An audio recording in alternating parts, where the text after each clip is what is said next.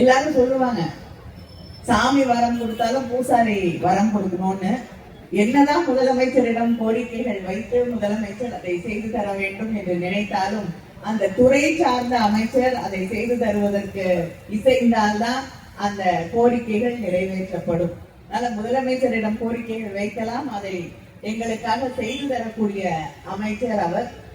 அவரே மக்களுடைய நல்வாழ்வு துறை அமைச்சராக பொறுப்பேற்ற பிறகு ஒவ்வொரு முறையும் பல்வேறு தமிழ்நாட்டில் இருக்கக்கூடிய அத்தனை மருத்துவமனைகளுக்கும் அத்தனை பகுதிகளுக்கும் சென்று அங்கே நேரடியாக ஆய்வுகளை நடத்தி அங்கே இருக்கக்கூடிய பணிகள் சரியாக நடைபெறுகிறதா, இல்லை என்றால் நடக்கிறது என்று சொல்லி நம்மை ஏமாற்றிக் கொண்டிருக்கிறார்களா என்று நேரடியாக சென்று பார்க்கக்கூடிய ஒரு அமைச்சர்.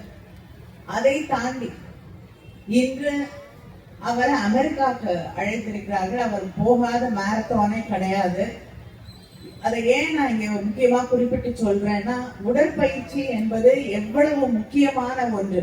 அவர் ஒரு மிகப்பெரிய ஆக்சிடென்ட்டை சந்திச்சு அதை எல்லாம் வென்றெடுத்து அதில் மனது சோர்ந்து விடாமல் அதையெல்லாம் வென்று இன்று மாரத்தான்களை சந்திக்கக்கூடிய அளவிற்கு தன் உடல் ஆரோக்கியத்தை அந்த அளவுக்கு சிறப்பாக வைத்துக் கொண்டிருக்கக்கூடிய ஒரு அமைச்சர் தான் இந்த துறையின் அமைச்சராக இருக்கிறார். இன்னைக்கு அமெரிக்காவில் அவர் அழைத்திருக்கிறார்கள்.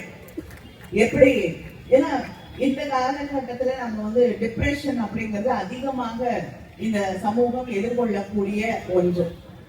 ஆனா அது பிசிக்கல் ஆக்டிவிட்டி இருக்கும் பொழுது அந்த டிப்ரெஷனை நம்ம எப்படி எதிர்கொள்ள முடியும் அப்படிங்கறத பத்தி பேச வேண்டும் என்று அவரை அமெரிக்கால அழைத்து அங்க இருக்கக்கூடிய மிக பழமையான அந்த சைக்காட்ரிக் டாக்டர்ஸ் சேர்ந்த ஒரு அசோசியேஷன் அவரை அழைத்து அங்கே பேசுவதற்கு அழைத்திருக்கிறார்கள். அப்படிப்பட்ட ஒரு அமைச்சர் தான் இந்த துறையின் அமைச்சராக இன்று கிடைத்திருக்கிறார்.